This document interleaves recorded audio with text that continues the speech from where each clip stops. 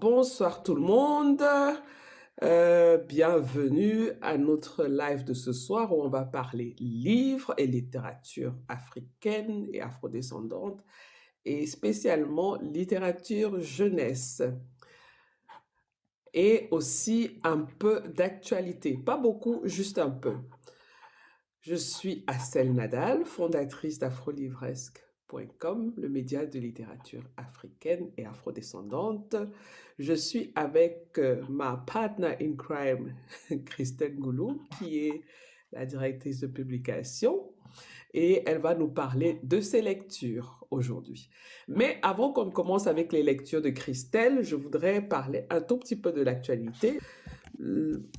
La shortlist du Booker Prize qui est sortie. Et dans la shortlist du Booker Prize, pour ceux qui connaissent le Booker Prize, c'est un prix littéraire anglais qui est très populaire, qui a une dotation de 5 000 euros. Et c'est un prix pour les traductions de livres en anglais. Dans la shortlist, il y a l'auteur Marin Ndiaye, qui a été sélectionné avec son livre The Witch, La sorcière. C'est le titre original en français, c'est La sorcière. Et ce que je trouvais extraordinaire, c'est que ce livre est sorti il y a 30 ans, en 1996, et il n'avait pas été traduit en anglais. Et il a été traduit récemment, et là, il est en train de faire un carton. Il n'est même pas encore sorti officiellement. Il sort le 7 avril. Mais les New York Times et toute la palette des journaux américains, anglais, ont déjà dit tellement de bien de ce livre que je pense elle va faire de très très bonnes ventes. Et bon, quand on est sélectionné dans la shortlist du Booker Prize, les ventes, c'est sûr, cartonnent. Je suis allée regarder sur Goodreads et déjà dans Goodreads, on a plus de 9000 personnes qui disent vouloir lire le livre. Il n'est pas encore sorti. Comme je dis, il sort le 7. Donc, ça déjà un signe que c'est un livre qui va faire très, très mal. Et c'est un petit livre de 144 pages. Et j'ai trouvé ça vraiment intéressant parce que je me suis dit, voilà, elle a écrit un livre il y a 30 ans. Et le livre a eu une deuxième vie parce qu'on l'a traduit en anglais. Comme quoi, les livres ne se... Comment dire, ils ne suivent pas nécessairement l'actualité. 30 ans plus tard, on peut encore faire renaître un livre. Donc, je voulais partager ça avec vous parce que j'ai trouvé ça formidable et aussi pour encourager ceux qui écrivent, qui se disent qu'ils n'ont pas de succès. Qui sait, peut-être dans 5, 10 ans, leur livre trouvera la bonne personne, le bon éditeur et aura du succès. En tout cas, c'est tout le mal que je leur souhaite. Bravo Marine Diaye. Et je précise que ce livre a été traduit par Jordan Stump. C'est un traducteur américain. Et la version anglaise a été publiée par la maison d'édition MacLeod's Press. Quoique, j'ai vu aussi Penguin Random House avec une autre version. D'accord. Et si Penguin Random House est sur quelque chose, on imagine la suite, ça va cartonner. Donc, qu'elle gagne le prix ou pas, je pense qu'elle est déjà vraiment en train de faire un bon parcours avec ce livre. Tout à fait. Voilà pour mon actualité littéraire de cette semaine. D'accord. Merci Assel. Dans les commentaires, j'ai une question. Oui. Zougé Cissé demande, est-ce que c'est de la génération de une si longue lettre? Non, pas du tout, parce que c'est un roman fantastique. Donc l'environnement, c'est la magie, la sorcellerie et tout.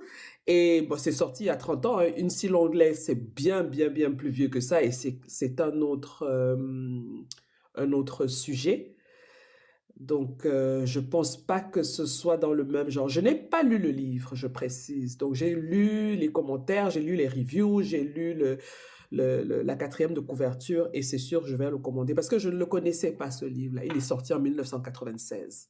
Donc, je ne le connaissais pas. Donc, je ne peux pas confirmer vraiment que c'est la même catégorie que une si longue lettre, mais je ne pense pas, parce que c'est vraiment du registre fantastique. Plastique. Ok. Il y Mhm. a, je regarde sur Internet. Bah, du coup, Gallimard l'a ressorti en 2024 apparemment. Oui, il y a eu plusieurs Et versions. en Il y a eu folio. plusieurs Mm. versions. Je crois qu'il y a même aussi eu une bande dessinée. Il y a même eu des adaptations. Donc, c'est un livre qui a plusieurs vies, hein. Mm. Oui, c'est un livre qui a plusieurs vies et je comprends qu'en 30 ans plus tard, qu'on puisse le rééditer. Et je suis étonnée que ce soit la première fois qu'on le traduise en Anglais. anglais.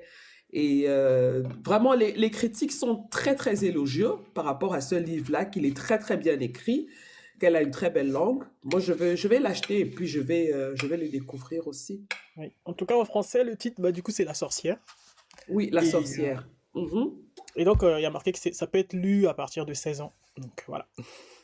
Félicitations à Marine Et Diaye. c'est sûr qu'il se lit facilement parce que 144, selon les versions, hein, entre Oui. 144 et 190 pages, c'est rien du tout. Mm, mm, mm. Donc, voilà. Alors, on va passer à notre discussion de ce soir. Christelle a prévu 4 livres jeunesse pour nous et j'ai hâte de découvrir ce qu'elle en pense. Parce que ce sont des livres des auteurs très différents les uns des autres.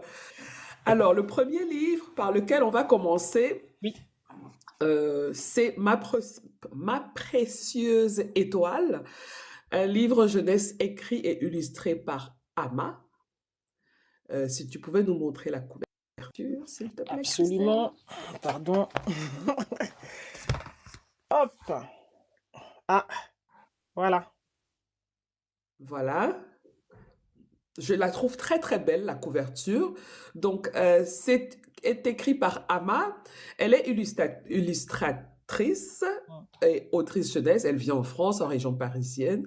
Et ce que j'ai trouvé très bien dans ce projet aussi, c'est que c'est un projet qui a été publié en auto-édition. Oui.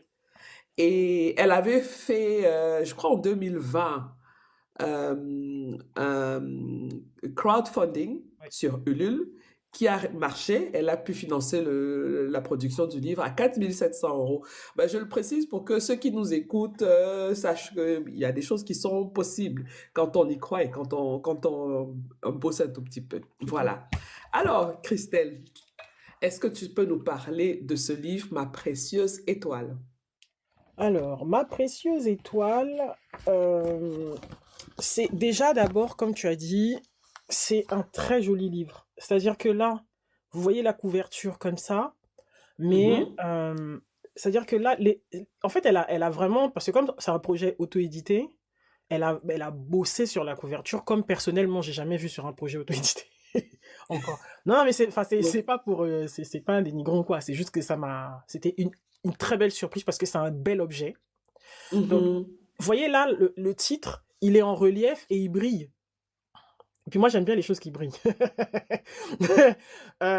Les dessins, ils sont nickel, ils sont très beaux. Le papier à l'intérieur du livre est superbe. Parce qu'en plus, comme elle fait l'histoire et en plus elle illustre, Oui. c'est vraiment magnifique, quoi. Enfin, voilà. Vous voyez un peu le trait du dessin. Et puis je me rappelle quand j'ai acheté le livre, c'était sur son site. Dans ma pochette, il y avait, parce que je l'ai acheté quand même il y a longtemps. Dans ma pochette, il y avait des petits cadeaux, il y avait une petite carte avec des dessins de petites filles, des petites cartes. Il y avait des marque-pages. C'est-à-dire, elle a vraiment soigné l'envoi de son produit. D'accord? Mhm. Mhm. Son site internet impeccable. Après, bon, cheat code, je pense aussi, c'est que elle fait de la gestion de projet digital. En tout cas, c'était son Oui, et métier. elle est illustratrice de Voilà. profession, hein. Exactement. Oui. Donc, du Elle a coup, travaillé pour plusieurs maisons d'édition, hein, et certaines vraiment connues, hein. Donc, c'est son métier. c'est ça. Mhm. Donc, du coup, voilà. Mhm. Donc, quand elle sort un projet, elle y va vraiment pas à moitié. C'est vraiment très, très beau. Donc, le livre a été donc auto-édité, parution novembre 2020. Moi, je l'ai acheté pour ma petite fille. Ma précieuse étoile, c'est le voyage poétique de Lala, une petite fille rêveuse et attachante, accompagnée de son ami Odobé, le petit nuage. Elle va vivre des aventures magiques, faire des rencontres surprenantes, voyager avec Lala et découvrir qui est sa précieuse étoile. C'est pour les enfants de quel âge? Euh, moi, je... Alors, ici, moi, j'ai acheté à ma fille, franchement, à partir de 3 ans, je lui lisais le livre, hein. Mhm. À partir de 3 ans, je lui lisais le livre et en fait, je lui montrais bien les images parce que c'est vraiment très beau, quoi. Oui. C'est tellement joli. Voilà, vous voyez la petite étoile. Et quelle est la thématique principale du livre? La thématique principale du livre, c'est une petite fille qui, le soir, en fait, elle rêve. Elle rêvasse et du coup, elle vit des aventures. D'accord? Son petit nuage qui est son compagnon. Euh, elle voit des livres, elle lit beaucoup, donc il y a sa rencontre avec les livres. Elle peint, c'est vraiment plein de. Vous voyez, par exemple, là, elle va peindre et tout ça. En fait, c'est un peu onirique, c'est vraiment pour l'aider à rêver. Pourquoi, en dehors de l'aspect esthétique, pourquoi un parent achèterait ce livre? Qu'est-ce que ça apporte à l'enfant? Alors, moi, je lui ai acheté ça parce que il y avait le classique de la représentation. D'accord? C'est-à-dire?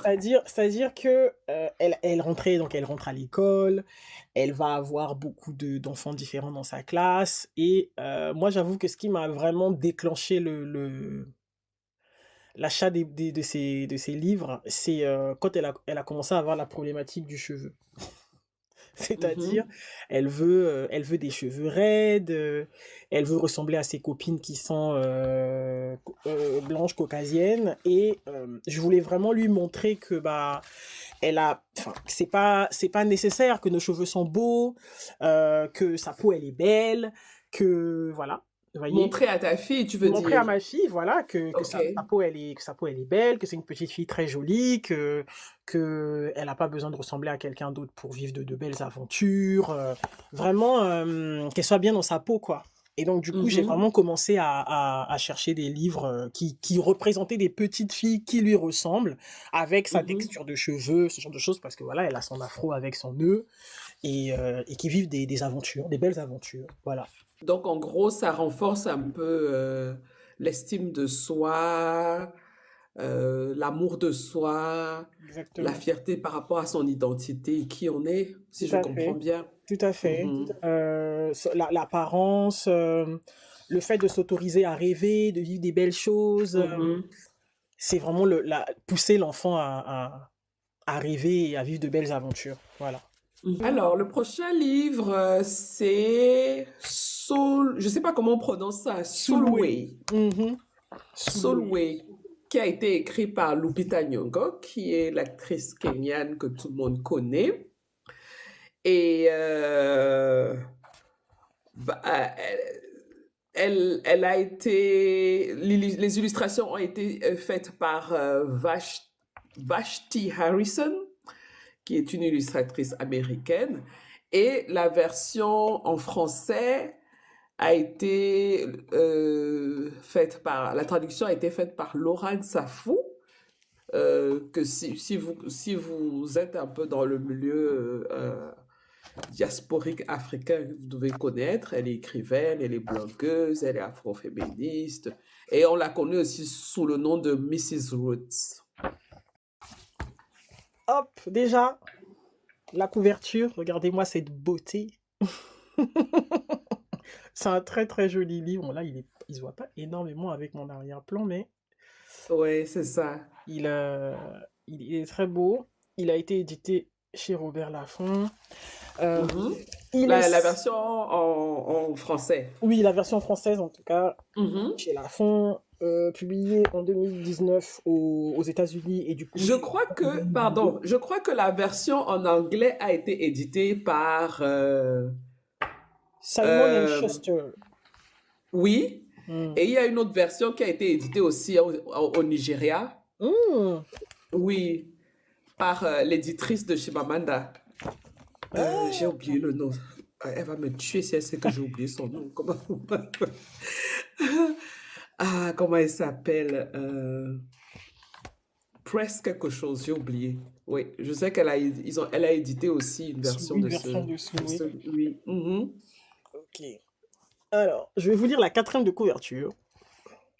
Souloué a une peau qui ressemble à la nuit. Elle se trouve plus sombre que sa famille, plus sombre que ses amis. Alors que sa sœur a la couleur du soleil et attire tous les regards, Souloué reste dans la pénombre et rêve de trouver sa propre lumière. Mais un soir, Souloué embarque pour un voyage magique qui lui montrera que la nuit est aussi belle que le jour. La beauté peut être de toutes les couleurs. Et il y a une petite biographie de Lupita Nyong'o. Alors, comme l'a dit la quatrième de couverture qui a respecté totalement l'histoire, Souloué, donc, elle est vraiment foncée de peau. Et en fait, à l'école, elle se fait harceler. C'est qui oui. Tu peux nous dire un peu qui elle est d'abord? Souloué, c'est une petite fille afro-américaine Mhm. qui, qui est en primaire, qui est en primaire. Mhm. Et à l'école, parce qu'elle vient donc d'une famille, là, vous voyez ou pas? Son père, sa maman et sa sœur. Et en fait, elle, elle Mhm. est, elle, elle est là. Oups, voilà, elle est là. Oui. Voilà. Et en fait, comme elle est plus foncée. Et en fait, quand elle joue avec les camarades la harcèlent et tout ça, parce qu'elle est sombre de peau. Et, Mhm. euh, et à un moment donné, bon, du coup, elle déprime et tout ça. Parce que désolé, je suis en train de lire les commentaires aussi. Et à un moment donné, elle déprime. Et comme elle a pas beaucoup de copains, elle commence à se dire que, bon, bah, comme il la traite de noir, machin, elle va peut-être essayer de trouver le moyen de plus être aussi sombre. D'accord? Mhm. Et donc, du coup, elle va, Mhm. elle va prendre de la gomme, elle va prendre des espèces de maquillage de sa maman. Elle va se dire que si elle mange que les trucs qui sont couleur blanche claire, elle va pouvoir éclaircir et voilà. Et en fait, sa Mhm. maman, elle voit que sa fille, elle est triste. Et, euh, et elle dit par exemple à sa mère, donc le ventre douloureux, Souloué alla se coucher tôt et demanda à Dieu un miracle. Parce elles sont vraiment pas bien. Et elle dit, mon Dieu, pourquoi je ressemble à la nuit quand maman ressemble à l'aube? S'il te plaît, rends-moi aussi clair que ma mère et mon père. Je veux être belle et ne pas faire et ne pas juste faire semblant de l'être. Je veux la lumière, je veux des amis. Si tu m'entends, mon Dieu, et que tu exauces mon vœu, fais que je me réveille demain clair comme le soleil du matin. Ouais, c'est dur. Ben, Vraiment dur. Et donc après, sa maman vient, elle lui raconte tout et tout ça. Et après, sa maman, c'est là où elle lui raconte, il y a la légende des de deux sœurs. Elle lui raconte une légende de deux sœurs, le jour et la nuit. D'accord? Donc c'est sous une forme d'histoire. Et donc je vais pas vous casser le truc, mais grosso modo, juste pour montrer le dessin, il est superbe. Voyez? Deux sœurs, le jour du et la jour nuit. et la nuit. Voilà. Mhm. Et en fait, c'est l'histoire donc du jour et de la nuit. Comment en fait, Mhm. en gros, dans un village, je fais vraiment les grandes lignes, mais il faut vraiment lire l'histoire. Mhm. Comment en fait, la nuit, à un moment donné, elle se fâche. Parce que à chaque fois qu'elle arrive, les gens ils ont peur, parce qu'il fait nuit dans les rues. Elle est souvent maltraitée, et tout ce qui est sombre, enfin tout ce qui est, j'allais dire sombre, mais tout ce qui est négatif lui est rattaché. Et elle dit qu'elle vient plus. Et en fait, on voit La nuit ne vient la nuit plus. ne vient plus. Et en fait, Ok. on voit comment la vie des gens est impactée par cette espèce de soleil, comment on dit ça, euh, Éternel. éternel, quoi. Et Oui. comment, en fait, la nuit, elle est importante. Et bah, du coup, voilà. C'est toute l'histoire. Mhm. Et c'est vraiment très bien écrit. Mhm. C'est très joli. J'ai trouvé que c'était vraiment une belle façon d'aborder le colorisme, d'aborder le fait que ça commence très tôt, l'histoire Mhm. de colorisme. Parce que vraiment, ça commence Oui. tôt. C'est pas pour rien que j'ai acheté des livres à ma fille à partir du moment où elle avait 3 ans. Parce que quand il Mhm. commence à parler, à s'exprimer, c'est là où il y a plein de choses qui peuvent être très, très méchantes qui se Mhm. passent.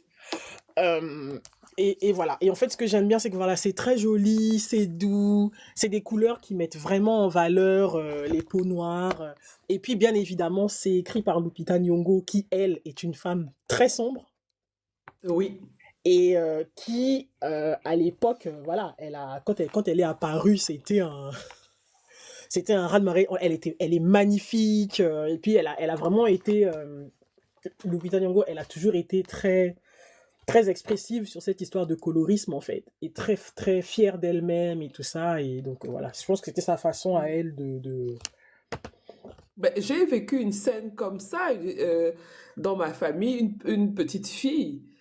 Parce que dans ma famille, il y a de toutes les couleurs, hein. Mhm, Et il y a une petite cousine, je crois qu'elle avait à l'époque 5-6 ans, qui a fait la connaissance d'une autre cousine de 12-13 ans, qui, elle, était très claire de peau.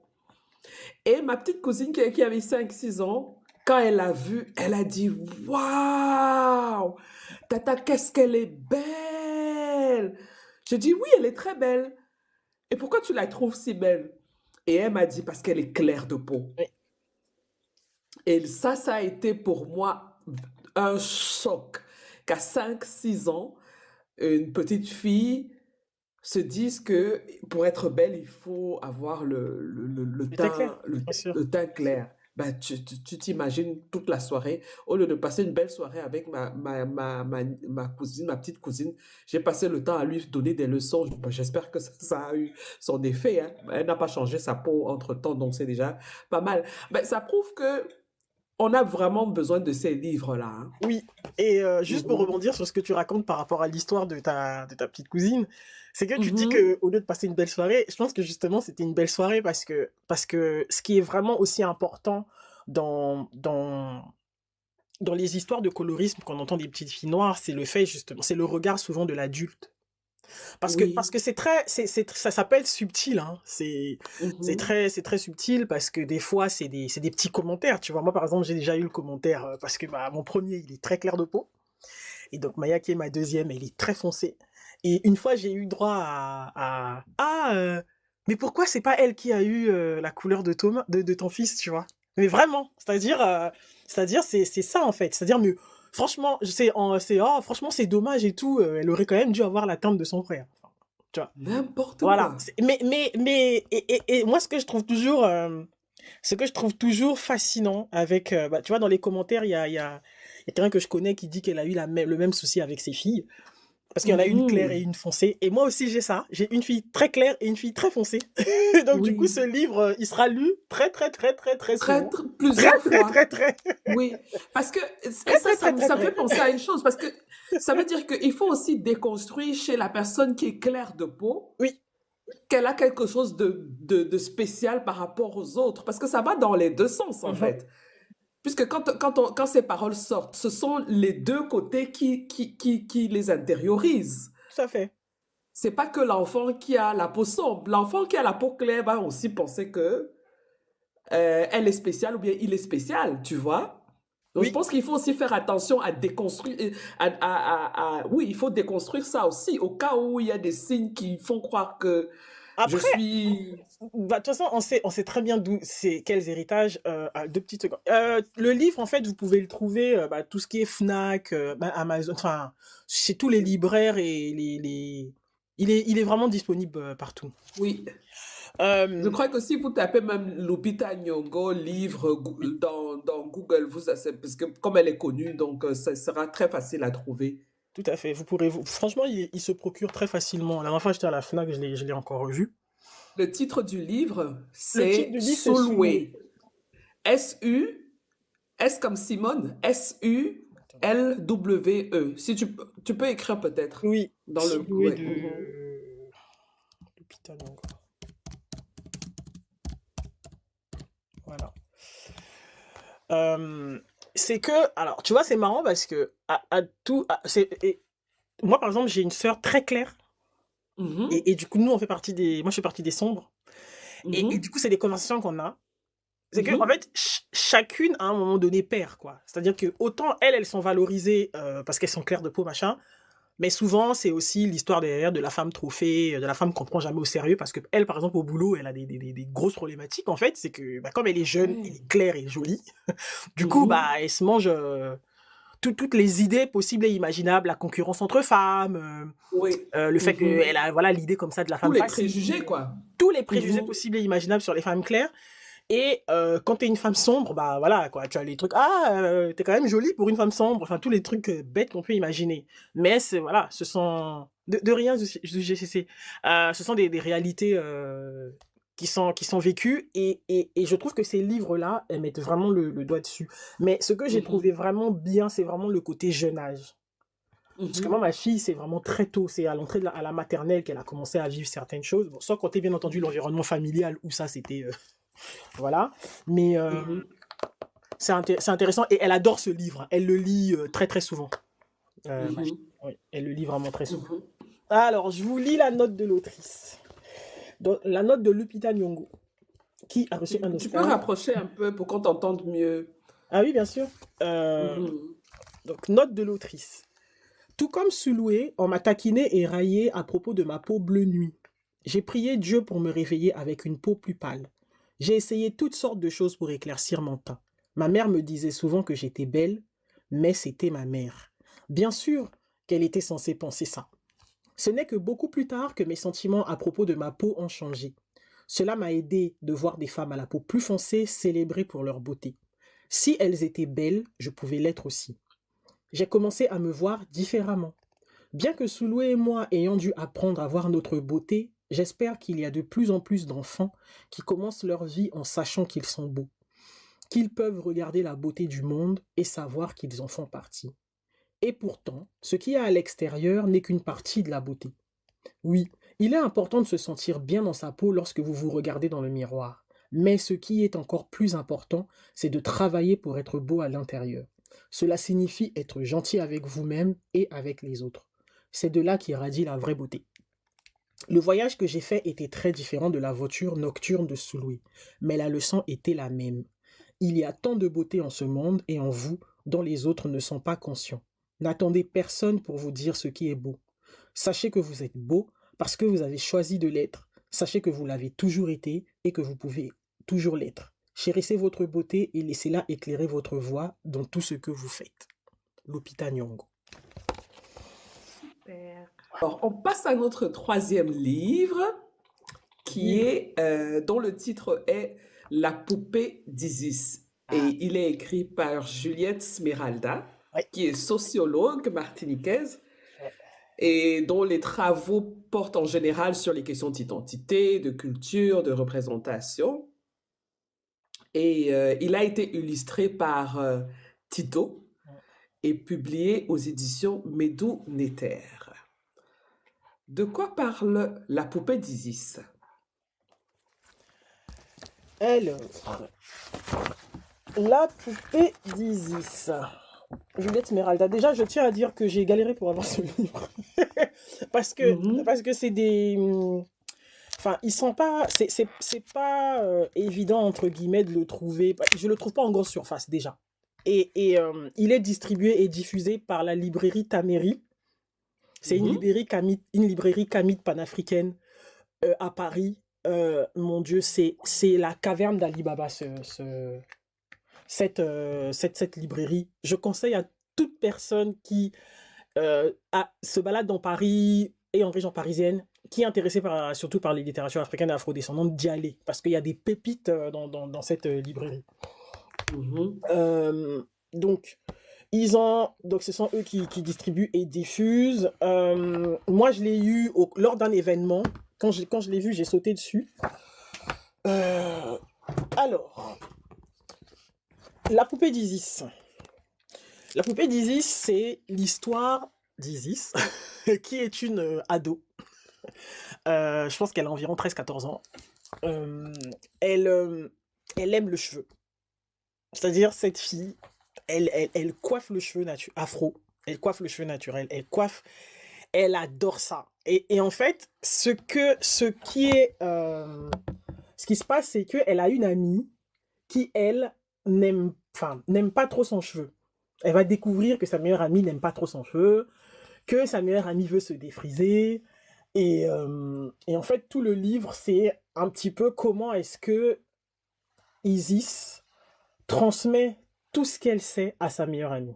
Et comment est-ce qu'elle l'emmène à aimer son cheveu, à le trouver, enfin, à le valoriser, voilà. Parce qu'elle, elle passe son temps, parce que sa poupée qu'elle a demandé à ses parents, qui est donc là, elle a le cheveu naturel et elle la coiffe. Elle coiffe souvent sa poupée. Et donc, elle a son autre mannequin, c'est sa meilleure amie. Et d'ailleurs, elle-même la voyait, elle a des tresses et tout. Et en fait, ce que j'ai trouvé vraiment bien emmené, parce que Juliette Smeralda, comme tu le dis, elle est sociologue. Je me demande même si je sais pas si elle est, en tout cas, elle parle beaucoup d'histoire. Elle parle beaucoup d'Égypte ancienne et tout. Et en fait, cette dame, des fois, quand elle raconte des trucs, moi, je comprends pas. parce que, non, elle est vraiment pointue dans son domaine. D'accord? Elle a écrit plein de livres sur le cheveu et tout, machin, à une dimension vraiment historique, scientifique. Et ce que je trouve vraiment sympa, c'est que en écrivant ce livre jeunesse, elle met toute sa connaissance au service de la transmission et de la valorisation, mais pour les enfants. Mais pour les enfants et les grands-enfants aussi, hein. Moi, j'ai lu ça avec ma fille, et vraiment, c'était une superbe lecture parce que dedans, il y a le type de cheveux, l'entretien du cheveu. Elle parle par exemple, tout le volet des frisages, les problématiques que ça emmène. Elle parle de confiance en soi. Elle parle de colorisme. Elle parle d'histoire aussi des peuples africains afrodescendants. Et tout ça, en fait, c'est ce que j'ai trouvé fort aussi, c'est qu'elle te fait comprendre dans le livre que Isis, elle et Isis, grâce à ses parents. Parce que parce que le livre, en fait, quand à un moment donné, elle coiffe sa meilleure amie, et sa meilleure amie lui dit qu'elle aime pas ses cheveux. Du coup, elle tombe des nues. Mais genre vraiment, pour elle, c'est inconcevable de ne pas aimer ses cheveux. Elle trouve le cheveu afro fascinant, elle le trouve à coiffer, elle peut faire des milliers de coiffures, elle le trouve à manipuler, à entretenir, très intéressant. C'est-à-dire qu'elle, c'est vraiment une scientifique. Elle parle de, par exemple, comment, lorsque les peuples, par exemple, pendant certaines guerres et tout ça, que les gens faisaient des cartes sur leurs cheveux, Oui. comment je vais lire un passage là, j'étais juste Oui. vraiment Alors, il ébloui. y a Lareus Gagouis qui Oui, est là, qui demande qui est l'éditeur. L'éditeur, c'est Medoun Ether. Médoune Ether. C'est Mhm. Médoune Ether. Ouais. Et vraiment, elle insiste sur le fait que bah, du coup, ses parents, en fait, elle, très tôt, ses parents lui ont raconté, lui ont donné la fierté d'être noire, quoi. Voilà, Mhm. la fierté d'être Mhm. noir, l'histoire de son peuple qui ne commence pas avec la colonisation et l'esclavage, et puis bah toute cette valorisation. Du coup, elle, quand elle voit sa meilleure amie, en plus avec qui elle est tous les jours limite, lui dire qu'elle aime pas ses cheveux, et j'ai trouvé ça fascinant. Vraiment très très Mhm. très très bien écrit. Alors très très très bien écrit. Moi je lis. Je suis une femme adulte. J'ai beaucoup aimé le livre. Avec Oui. Maya, on a lu le livre. Elle me disait maman, ça veut dire quoi tel mot? Maman, ça veut dire quoi tel mot? Ah, Maman, ça veut dire. intéressant. Oui, Mais c'est pas plus mal oui, oui. parfois, si c'est pas tout le temps, Bon, parce que moi ça aussi j'ai permet appris des mots, d'avoir hein, faut une pas dire. conversation. Tout à fait. Ça permet d'avoir une conversation entre le parent et l'enfant. Absolument, absolument. Oui. C'est une bosse Juliette Smeralda. Elle a vraiment bien étudié son livre. Et puis, évidemment, il faut parler du travail de Tito, l'illustrateur. L'illustrateur. Hein, vous Oui. voyez les détails Oui. sur le cheveu, ok? Oui. La petite poupée qu'on a envie de manger là, les parents derrière, le Oui. masque, voilà, toute la culture.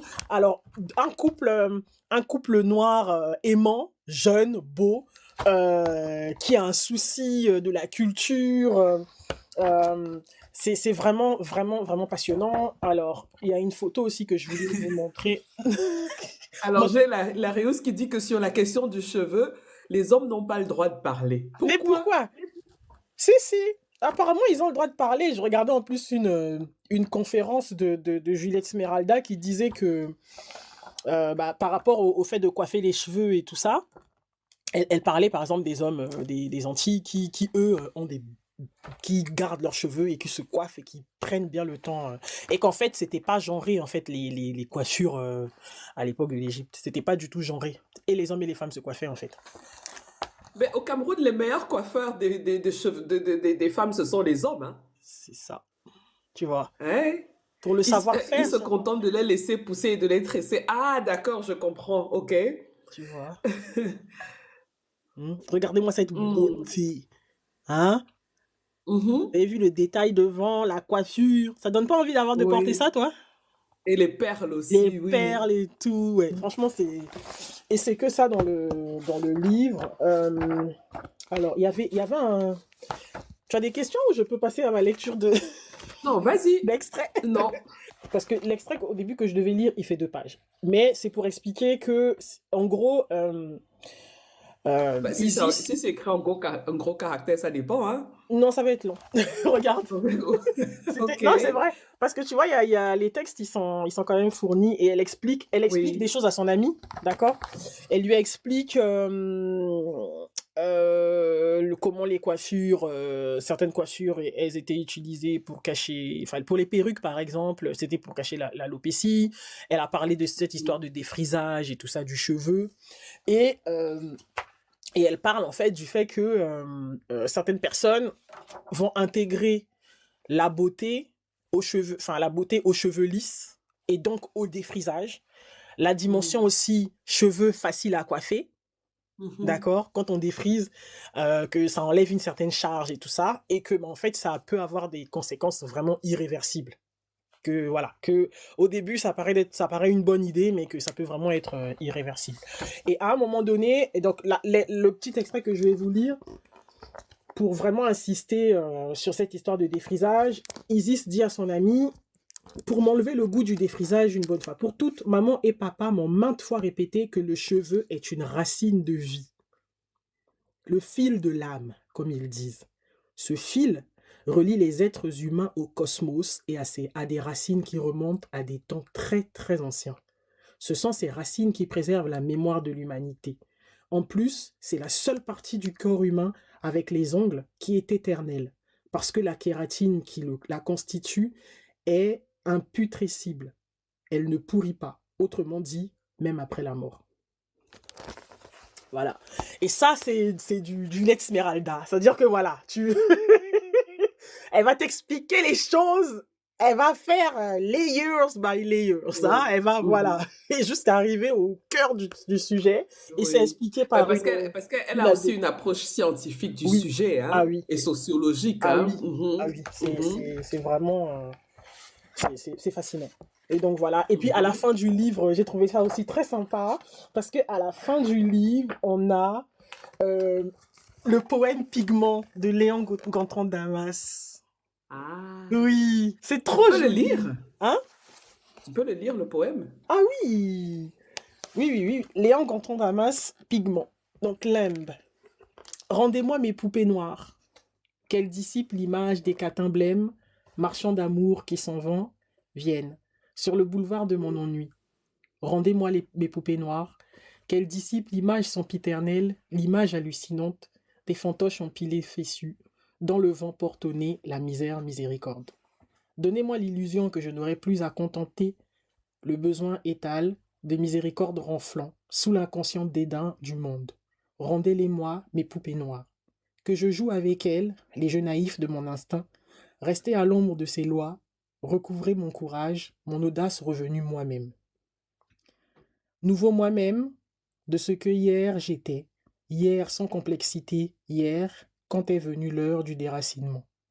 La sauront-ils jamais, cette rancune de mon cœur, à l'œil de ma méfiance, ouvert trop tard, ils ont cambriolé l'espace qui était mien, la coutume, les jours, la vie, la chanson, le rythme, l'effort, le sentier, l'eau, la case, la terre en fumée grise, la sagesse, les mots, les palabres, les vieux, la cadence, les mains, la mesure, les mains, les piétinements, le sol. Rendez-les-moi mes poupées noires, mes poupées noires, mes poupées noires, noires, noires. Léon Gautran C'est Damas. beau. Très joli. Le livre, C'est oh là beau. là. quand je l'ai eu, parce que je l'ai cherché, hein. Uh-huh. Quand je l'ai eu, j'étais tellement contente. Alors, quand je l'ai ouvert, j'étais encore plus que contente. Donc, vraiment, la poupée d'Isis, c'est un must-have, hein, vraiment. Si jamais Mhm. vous voulez faire comprendre à l'enfant le cheveu naturel, parce que moi, par exemple, mon cheveu, je le porte naturel. Ça a été c'est l'une des grandes batailles de ma vie. Mhm. Donc, le fait de mettre des mots plutôt simples pour expliquer à mes filles, franchement, voilà, la poupée Super. d'Isis, La poupée d'Isis de de Juliette Juliette Smeralda, illustrée par Tito, illustrée par Tito aux aux éditions éditions Médounet. Médounéter. Un À must-have. trouver dans la librairie Taméry à Paris. Exactement. Et peut-être en ligne aussi, je ne sais pas. La librairie Taméry, en ligne, peut-être, hein, peut-être. Peut-être. Mhm. Après, moi, comme je me balade beaucoup dans les événements, j'ai eu la Oui, chance d'avoir, mais oui, peut-être. très bien. On Voilà. passe au quatrième et dernier livre, Quatrième. qui est Yosakura, la fille du cerisier, de Muriel Diallo, qui est, qui est de la Côte d'Ivoire. Alors, Yosakura, c'est l'histoire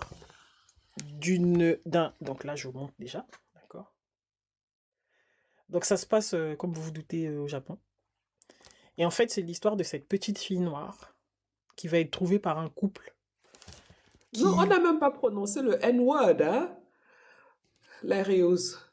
On n'a Hmm. pas prononcé ce mot-là. C'est un mot que je n'utilise jamais. À cheveux noirs, ben dis donc. Mhm. Ben dis donc. Wow, wow, wow. Hmm.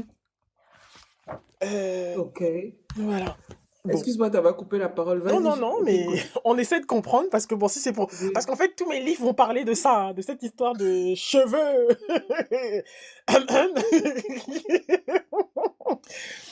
Voilà. Donc c'est une petite fille que vous voyez là, d'accord, qu'on va retrouver, qui va être retrouvée bébé au pied d'un cerisier très très ancien par un couple. Euh, du coup, ils sont au Japon dans un village euh, qui ne peut pas avoir d'enfant. Et en fait, ils vont décider de garder le bébé.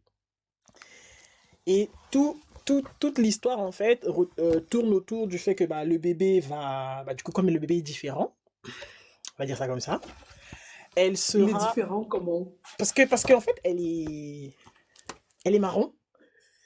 Et ses parents, D'accord. ils sont. Elle est marron. Elle est noire. Ouais, non, mais voilà. Et Et les. ses parents sont C'est des Japonais, blancs, japonais. Ah, d'accord. Ok. Mhm. Et donc, c'est la seule comme ça dans sa communauté. Et comme l'arbre, en plus, il est très ancien, on lui donne des pouvoirs magiques et tout ça, bon, vous imaginez bien comment on appelle ça? Toutes les histoires qui tournent autour d'elle, et en fait, en grandissant, on voit comment elle est rejetée, toutes les Ah, discriminations qu'elle a. l'histoire se passe au Japon alors. Ouais, Mhm. tout à fait. Et voilà. Mais parce que sinon, après, je raconte tout le livre, c'est pas top. Donc, ce qui est très, très, très joli aussi, ce sont voilà, le dessin. Parce qu'elle l'a illustré aussi. Elle l'a illustré dans, je crois, Muriel Diallo. Mhm. Voilà. Donc, elle est aussi illustratrice. Hop, vous voyez? C'est très beau comme ça. Donc, quelles sont les thématiques principales du livre alors? Thématique principale, c'est le rejet, la différence. Vraiment, comment la différence est traitée. Sans qu'on Mhm. puisse la connaître, sans que. C'est-à-dire, en plus, elle est vraiment. Elle est venue bébé dans la communauté. Vous voyez? Mhm. Donc, c'est comment, en fait, même sans avoir rien fait, une personne se retrouve ostracisée et toutes les histoires qu'il raconte autour. Comment est-ce que le village va, avec certains événements qui vont se dérouler, être forcé d'accepter la petite. Parce qu'elle Mhm. elle va sauver quelqu'un, pour ne pas en dire trop. Euh, et puis, et puis voilà.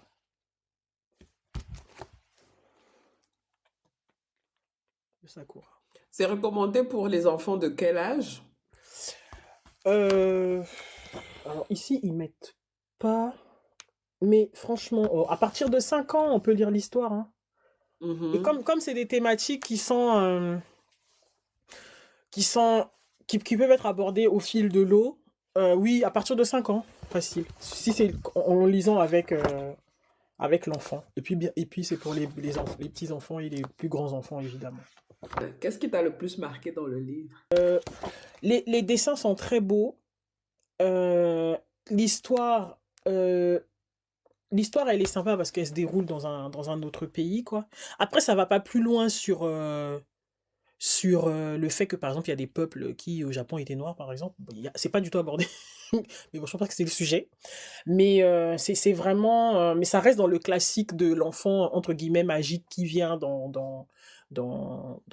un couple qui a perdu espoir par rapport au fait d'avoir un enfant. Il y a aussi toute la partie euh, magie aussi autour de l'arbre. Parce qu'à un moment donné, il y a une dame avec un masque qui apparaît à cet endroit-là et qui se met à danser. Après, il y aura une aventure avec l'enfant aussi, par rapport au village. Non, vraiment, parce que je ne vais pas tout dévoiler. Sinon, c'est vraiment dommage.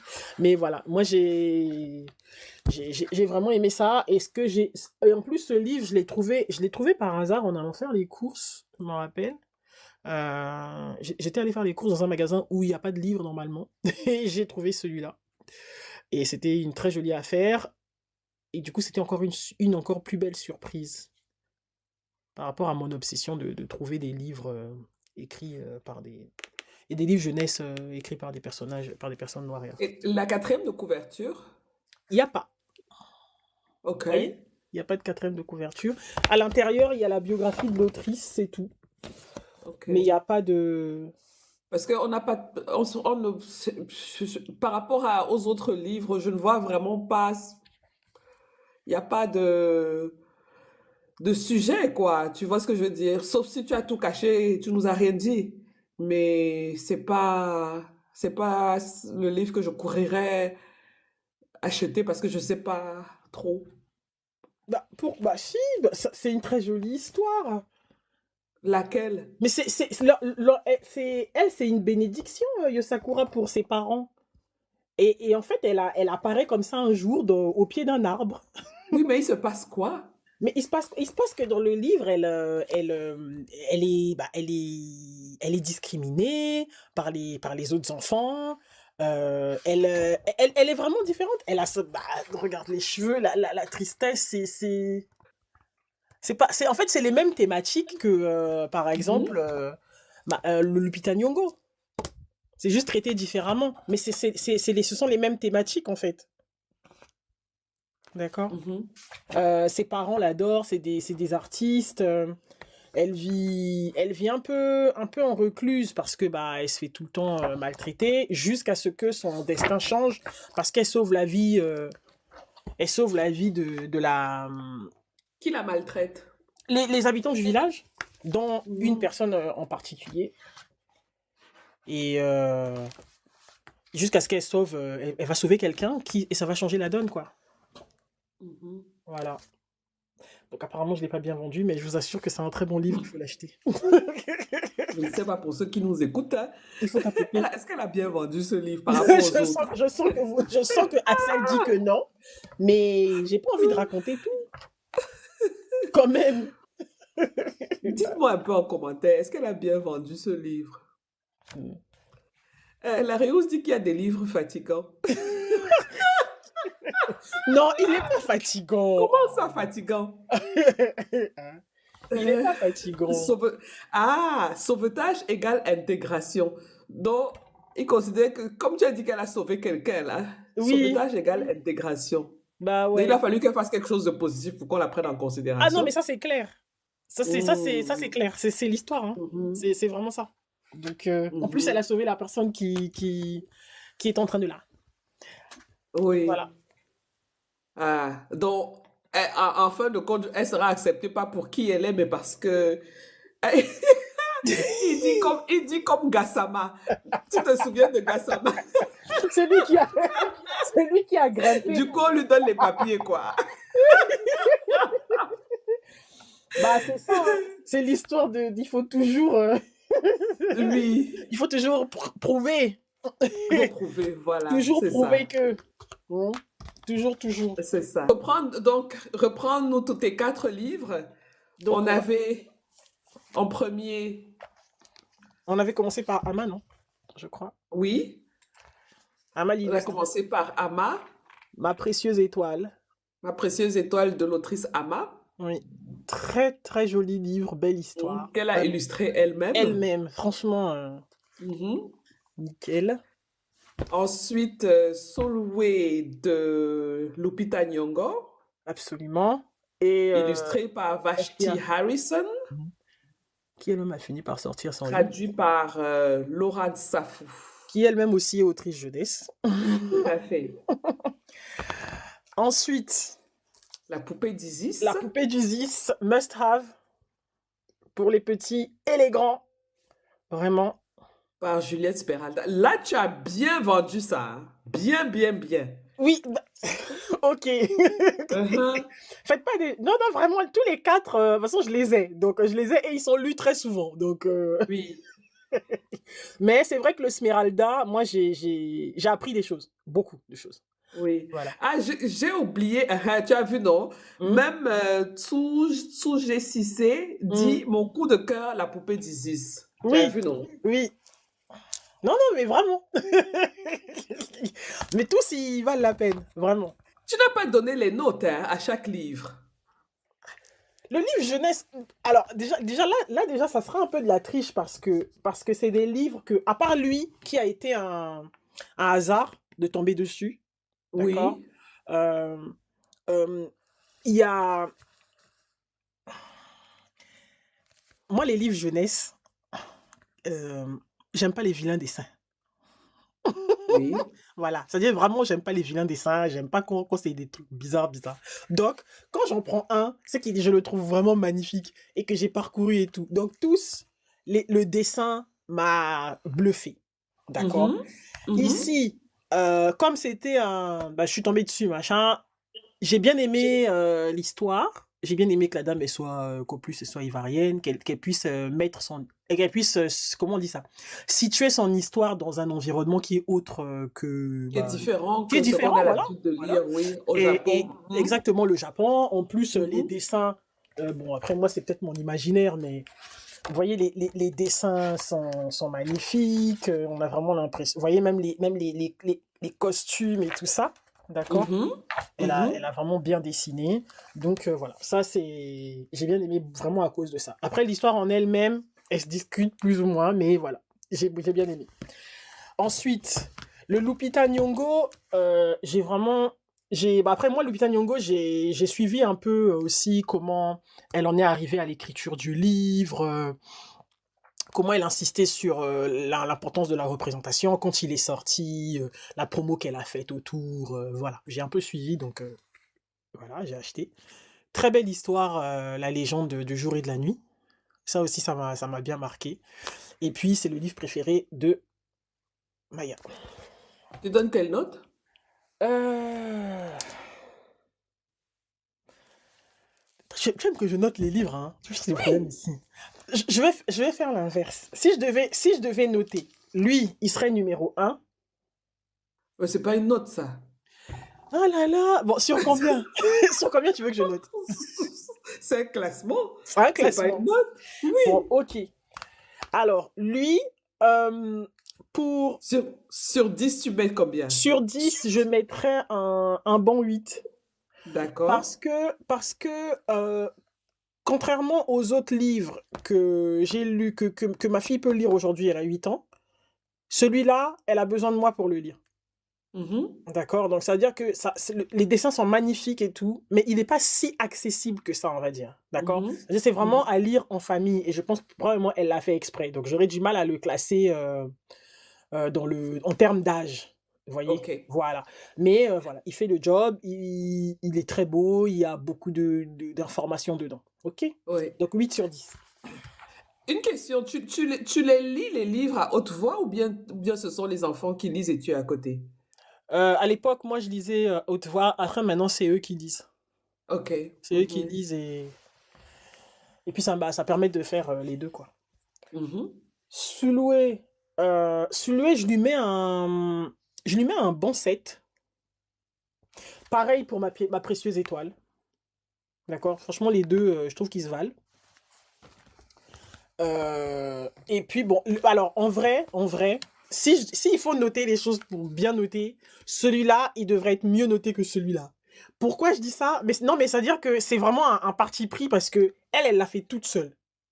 Elle a été accompagnée. D'accord? Oui, Vashti oui. Harrison, c'est une dame, enfin, c'est une grande illustratrice. Oui, Alors, et à puis l'époque, Lupita Nyong'o, c'est Lupita voilà, et Nyong'o, puis quoi. Lupita Elle a Nyong'o, toute c'est la Lupita machine Nyong'o, voilà, avec c'est elle, ça. quoi. Et Oui. Vashti Harrison, elle a Mhm. une très très grosse communauté, voilà, Oui. c'est une illustratrice, elle est très célèbre C'est sur les des hyper réseaux, professionnels, voilà, quoi, c'est avec ça. tout Et Hollywood et tout ça, oui. voilà, et donc on respecte le travail qui est fait, mais c'est un travail qui est fait, voilà quoi, hein, avec Oui, derrière la fond, enfin, et les grosses maisons d'édition, ok? oui. Lui, je lui mets une meilleure note parce que vraiment, tu sens que elle a voulu créer un bel objet, un objet mémorable, voilà. D'accord? C'est vraiment un bijou. Il est très beau, il est très bien fait, bien cartonné. Le papier à l'intérieur, c'est de la bonne qualité. Enfin, voilà. Je dis ça parce que je compare dans ma tête avec d'autres livres que j'ai déjà eu dans les mains. Mais on Mhm. parlera pas de cela. Ok. Et puis, et puis je pense que j'ai tout, hein. Je les ai tous notés en vrai. Non? Dans le dernier, là, du Japon, là, tu n'as Du pas noté, Japon. oui. Oh, Ah, ah. les dessins, très beaux. Je veux lui mettre un 6 Hmm. pour l'histoire. D'accord. C'est bon, t'es contente, On comprend donc pourquoi tu n'as pas beaucoup insisté sur l'histoire. t'as- t'as- Voilà. c'est bon, tu as tes notes. Donc voilà. Oui. Oui, et puis autre chose aussi, c'est que, alors les livres jeunesse, c'est sympa parce que quand j'ai eu ma panne de lecture, c'était le moment où je lisais en fait, je lisais avec eux. Parce qu'ils sont faciles, Mhm. tu vois, ils sont plus courts à lire. En plus, il y a des dessins et tout. Et voilà. Et du coup, c'est à partir de là aussi que j'ai commencé vraiment à aimer les livres jeunesse. Tu vois. Genre, je peux aller en librairie, acheter un livre jeunesse parce que je le trouve beau et que j'ai envie de le lire. Voilà. Sans pour autant que Mhm. ce soit que pour les enfants. Oui. Voilà. Et comment tu fais pour que les enfants lisent plus souvent? Est-ce que tu as des astuces? Est-ce que j'ai des astuces? Moi, je lis déjà tout le temps. J'ai tout le temps un bouquin à main, donc lire, c'est normal. Il y a des livres partout dans la maison. Et puis, surtout, je, j'offre des beaux objets. Enfin, j'aime bien les beaux objets. On va souvent en médiathèque. Du coup, Mhm. quand on va en médiathèque, ce qui est vraiment sympa, c'est que chacun peut aller dans le rayon qui l'intéresse. Mhm. Donc ils peuvent me ramener des livres bien, enfin des fois il y a des livres qui trouvent la couverture magnifique, mais l'intérieur c'est que des écrits. Donc voilà, on va discuter du fait que tu peux pas le prendre parce que bon, tu pourras pas. Mais voilà, c'est que qu'ils puissent déjà aimer l'objet livre en lui-même. Voyez. Mhm. Et puis Mhm. les médiathèques, elles sont vraiment cosy. Oui. Voilà, et c'est ça a un côté comme ça chaleureux. Moi, je sais que quand j'étais plus jeune, lycée, collège, je passais énormément de temps en médiathèque, donc j'amène les enfants et puis on passe nos moments lecture. Mhm. Voilà. Et est-ce qu'à la maison, vous avez des rituels pour lire ou bien des coins lecture? Ou est-ce que vous avez quelque chose de particulier que vous faites par rapport à la lecture à la maison pour les motiver? J'essaye d'avoir la lecture avant le coucher, Mhm. un max, mais c'est pas évident des fois. Bon, de toute façon, voilà, hein. La Mhm. réalité du quotidien rattrape, mais beaucoup avant le coucher, on a lu. Mhm. Quand ils ont fait les... Voilà, quand je pète les plombs le soir, parce que le coucher c'est une catastrophe, et qu'ils veulent négocier, ils négocient un petit quart d'heure de lecture, parce qu'ils savent que c'est la seule chose qu'ils pourront faire. Voilà, ils ont, bon, on peut lire pendant 15 minutes, s'il te plaît. Enfin voilà, donc ils lisent. Et puis surtout, j'ai pas de... Tu vois, par exemple, même quand je parle à des amis, moi je pense que tout le monde peut aimer lire. Il suffit juste de trouver le style qui plaît. Donc moi je respecte. Voilà, mon fils par exemple, il aime beaucoup tout ce qui est manga, BD. Je ne peux pas lire des BD ni des mangas. J'ai du mal à lire déjà de gauche à droite, de droite à gauche, eux c'est de droite à gauche. Le livre il est à l'envers, enfin, voilà.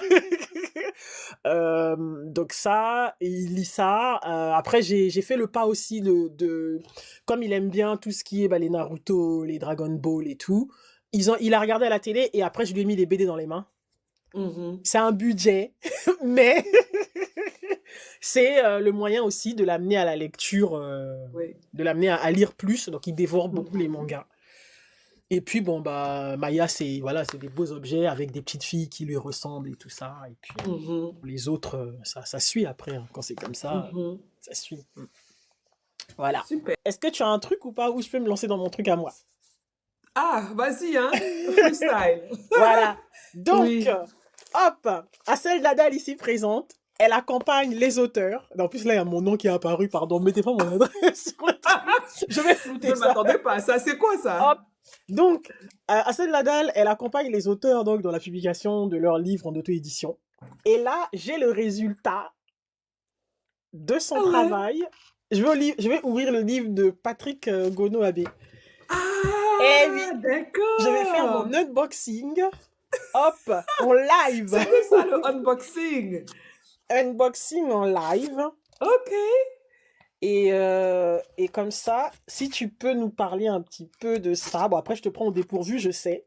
Bah oui, je ne m'étais pas préparée du Mais tout. Mais bon, c'est pas grave, hein. je, Allons-y, hein. voilà. Déjà, je voulais montrer ce que Assel peut faire. Parce que bon, si on fait pas la promo de nos propres choses, hein, personne va le faire à notre place. Et cette dame que vous voyez là, elle travaille énormément.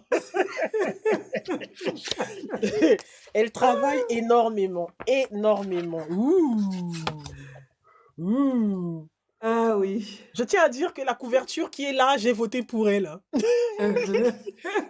Oui, parce que l'autrice, elle a fait une grande campagne de promo pour la sortie de son livre. Et après, elle nous a fait voter pour la couverture et tout. Et c'était une de celles que j'avais choisies. Donc voici Patrick Ngono Abe. Alors, je vais vous lire la quatrième de couverture et sa biographie. C'est bon? On commence par la bio. Alors, Patrick Ngono Abe est mathématicienne et experte en immobilier durable. Originaire du Cameroun et installée à Hambourg, elle a fondé l'ONG Elikia, EV, qui soutient des projets éducatifs en Afrique.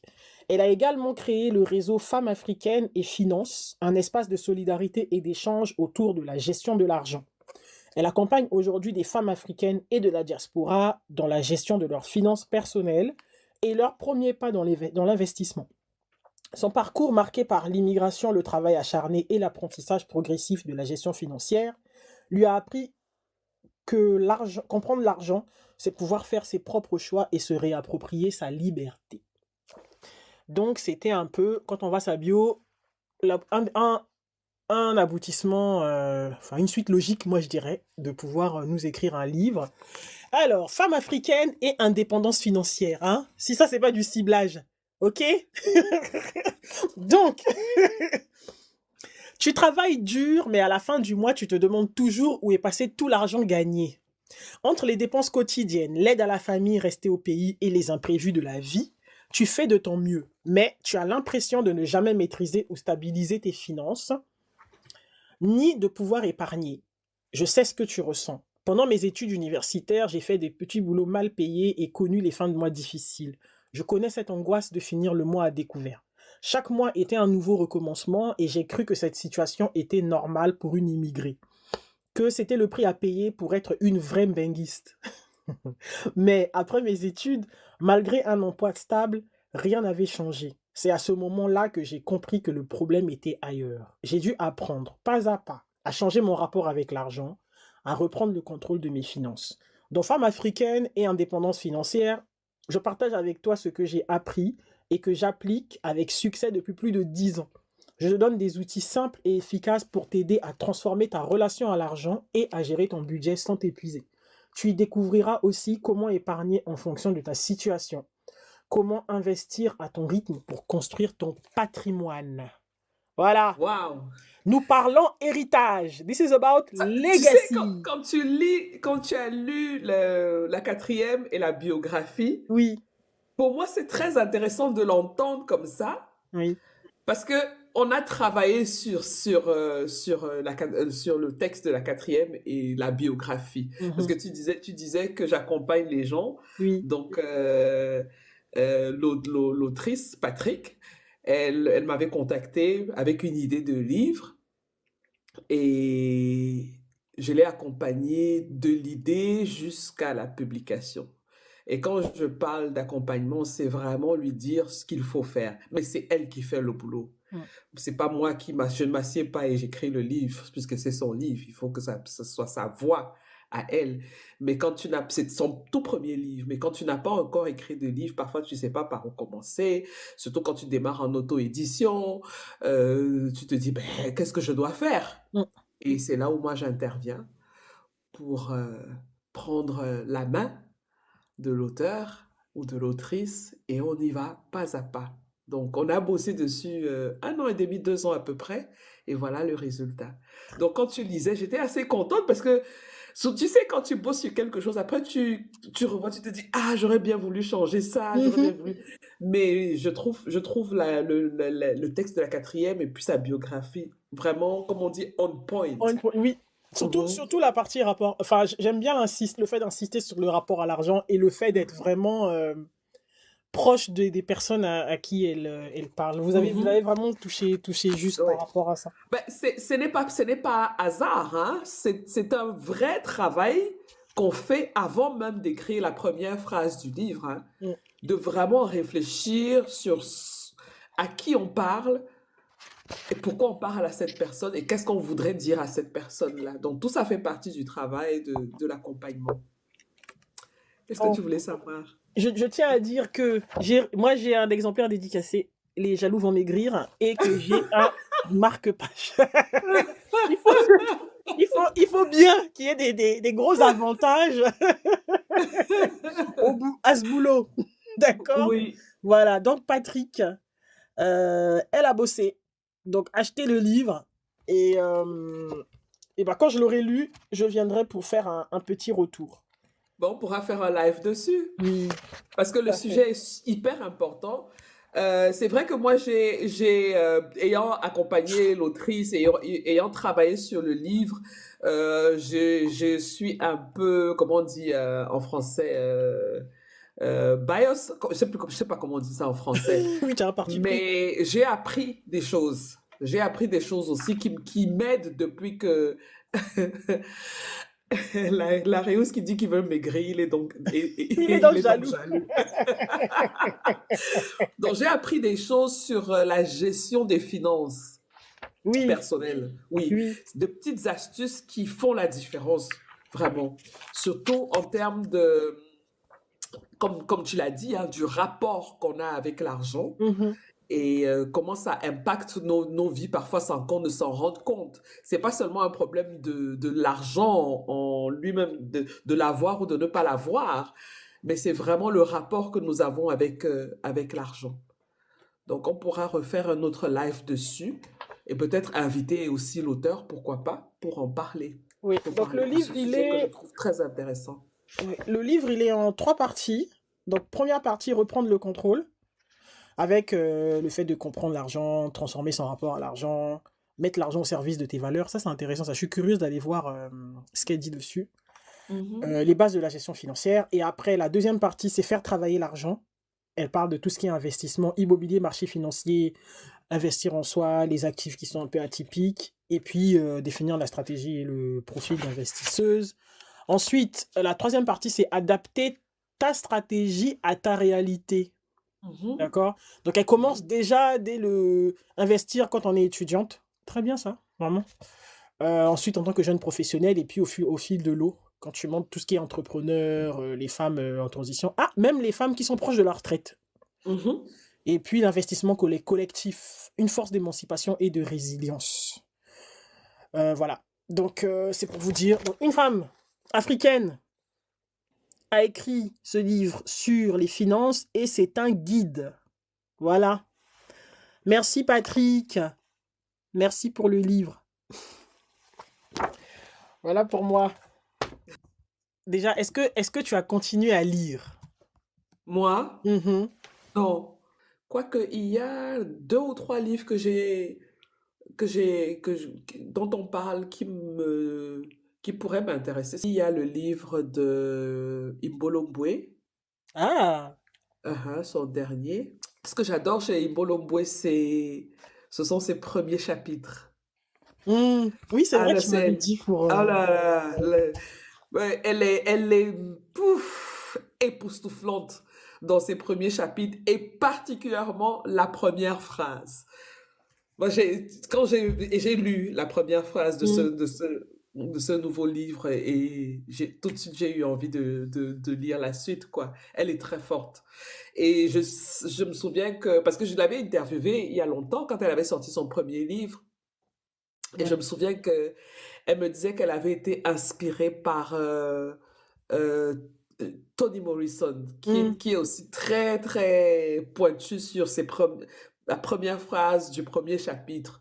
Parce que parfois, c'est ça qui fait que le lecteur dise je reste ou Ah bah je... ça c'est clair. Mhm. Ça c'est clair. Oui.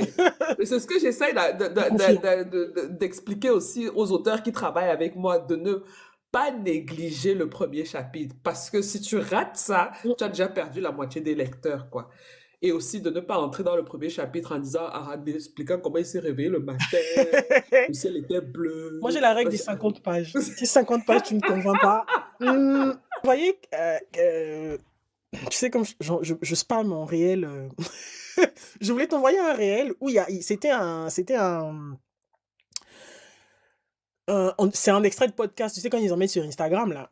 Et dedans, apparemment, il y a quelques semaines, il y a un éditeur apparemment très célèbre qui n'a pas donné son nom, mais qui est très célèbre et tout ça, qui a écrit un truc sur son travail, comme quoi, enfin, il était le côté perte de sens, le fait de faire des trucs commerciaux qui n'ont pas des livres vides, quoi, tu vois, Oui, oui. des livres vides qui n'ont pas de sens et tout, et Mhm, de faire des grosses promotions juste parce que la personne elle a un nom, mais que voilà le travail, voilà, en gros qui mhm. s'ennuyait et tout. Oui. Et donc j'ai vu ça, j'ai vu ça, je l'ai même repartagé dans mon truc perso et quelque temps, je sais pas comment je suis tombée dessus, je suis tombée sur un texte d'Alexis Onestas. Tu vois Alexis Onestas, non?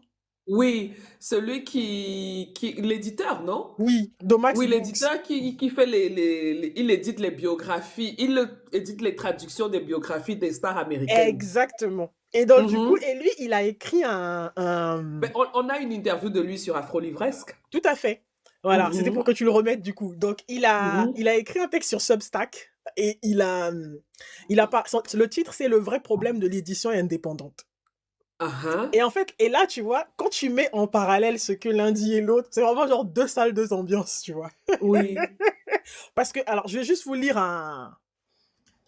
une petite partie de ce qu'il a dit, parce que Mhm. l'autre en face, qui est lui dans une grande maison d'édition avec plein de moyens et tout, il met des sous, il met de l'énergie dans des trucs auxquels il croit même pas, Oui. tu vois. Ben, Et parce que c'est pas lui le patron. pour l'autre maison d'édition, Oui, c'est pas lui le patron.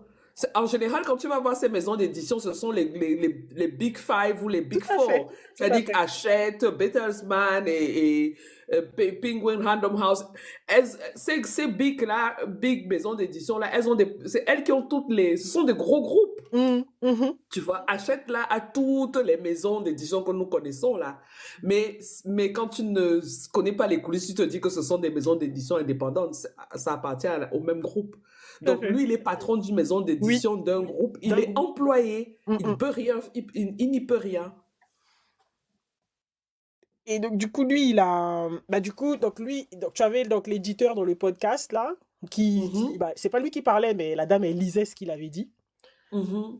Et tu as Alexis Onestad qui parle de l'édition indépendante, le vrai problème et tout. Et donc, il dit on parle souvent des livres comme s'ils existaient uniquement à travers leur contenu.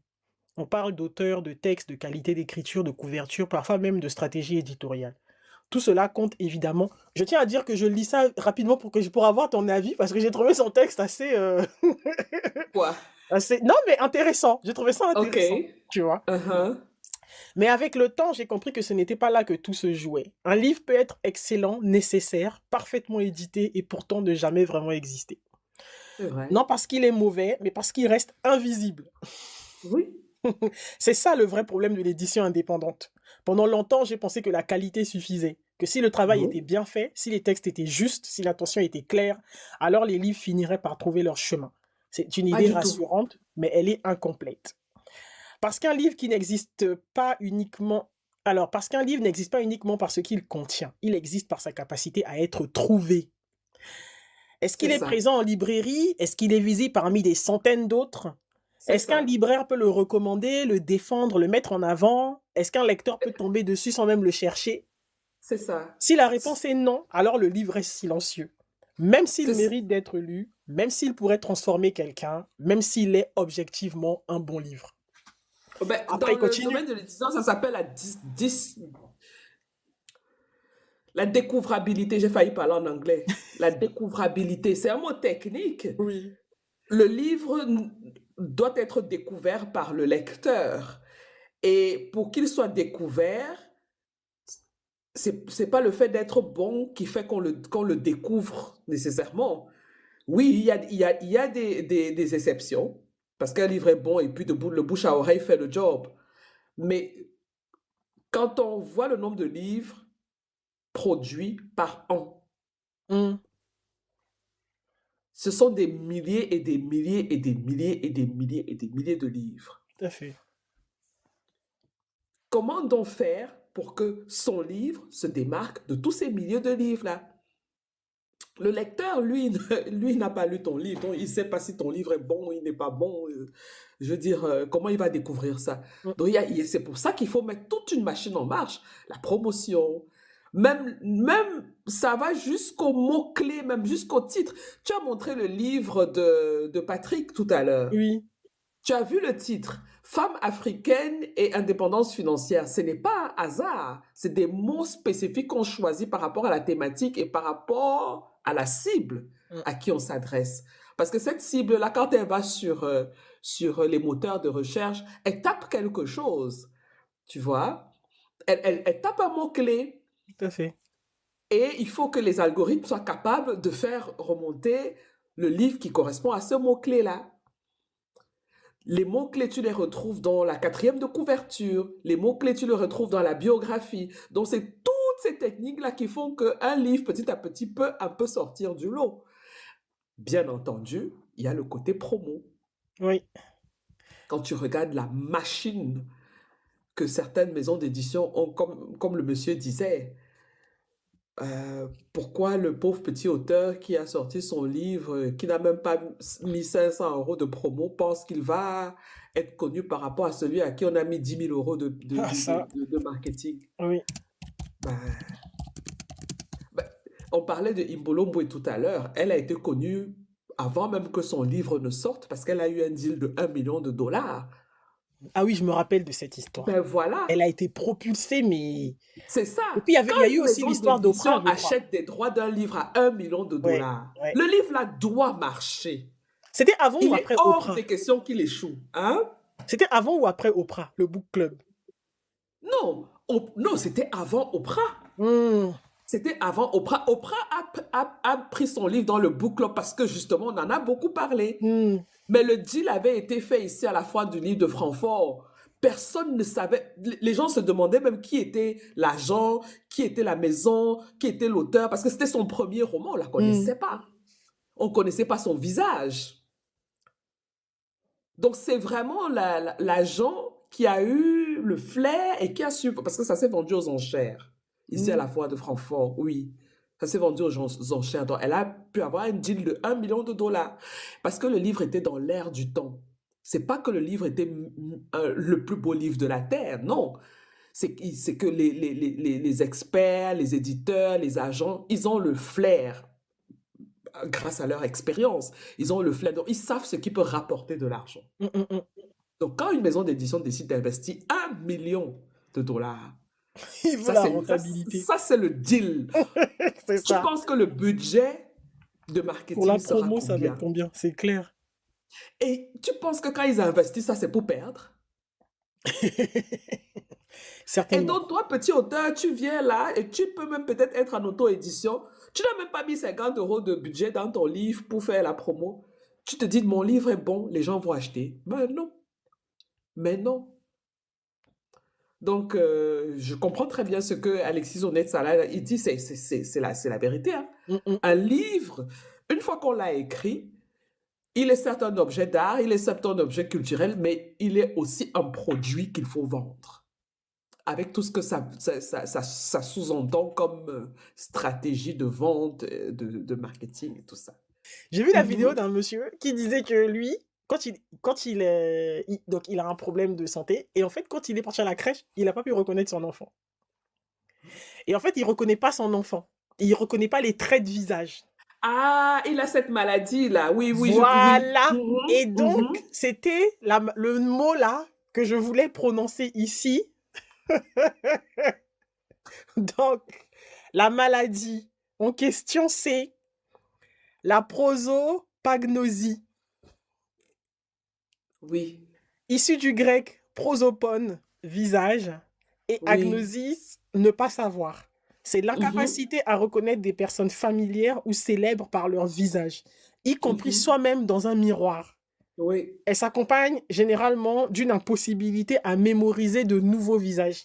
Mhm. Je connais des gens qui ont ça. Ah bon? Oui. Ah ouais. Mais Ouais. comment ils Mais font? heureusement, ils reconnaissent leurs enfants. Mais s'ils font ta connaissance là maintenant, Oui. ils te voient demain, ils vont pas. Ils ont des astuces pour ne pas se faire Oui, il avait des oui. stratégies Mhm. d'adaptation et tout. Mhm. Et justement, dans la vidéo, il disait que le jour où il a eu un déclic pour aller chercher de l'aide, c'est qu'il est venu à la crèche. Mhm. Donc, il essayait de faire les choses par élimination. Et il Mhm. restait deux gamins dans le sien. Sauf que Oh, le comme il dit dans la pauvre. vidéo, je peux pas prendre l'enfant de quelqu'un. Non, mais Mais c'est chez lui, affreux. c'est une forme grave, hein, s'il Mais ne reconnaît pas je te ses jure. Et donc, enfants. il Ouais. s'est dit, bon, ok. Et en fait, quand l'autre gamin, que le sien, c'est ses grands-parents qui sont venus le récupérer. Et en fait, dès qu'ils sont rentrés, ils ont vu le petit, ils ont fait, ah! Ils ont pris l'enfant. Et ça l'a Oui. choqué. Il s'est dit, attends, c'est même pas ses parents. En moins d'une seconde, ils reconnaissent l'enfant. J'ai vraiment un problème. Il faut que j'aille Ah, consulter. C'est comme ça ah, qu'il est allé chercher il de... savait pas qu'il avait Non, il savait pas. non. Ah, Et en fait, au d'accord. début, il s'est dit, est-ce que je dis à ma femme? Il a fait non, j'assume pas. Donc, il est parti sur Google. Docteur Google. Jusqu'à, il a trouvé des groupes et Ouais. tout. C'était une vraie maladie et tout ça. Ah, mais c'est très J'ai trouvé ça prononcé chez lui, hallucinant. hein, s'il reconnaissait pas son Oui, propre enfant, hein. tu connais Ouais. pas. Ah, mais c'est une souffrance, hein. Mais bah, t'imagines, Ouais. t'es là à la crèche, t'es là, tu regardes. En plus, tu vois, si tu dis ça, les gens, moi, quand j'ai vu la vidéo, je me suis dit, bah, il abuse. Je me suis dit, Non, voilà, non, encore un non, je père connais qui. quelqu'un qui a ça, hein. Mais genre, Quelqu'un c'est. de très proche, oui, oui. Ouais. Bah ouais, not funny at all. Donc voilà. Ouais. Prosopagnosie. Mhm. Voilà pour moi. Ok, Tu on a appris un mot, hein. vois. Oui, on a appris un mot. Tout à fait. Voilà. Merci beaucoup à tous d'être restés si longtemps. Je ne sais pas qui est encore Merci. là. Merci. Merci. On Merci. se verra la semaine prochaine, même heure, avec de nouveaux livres et de nouveaux sujets, je l'espère, intéressants à débattre.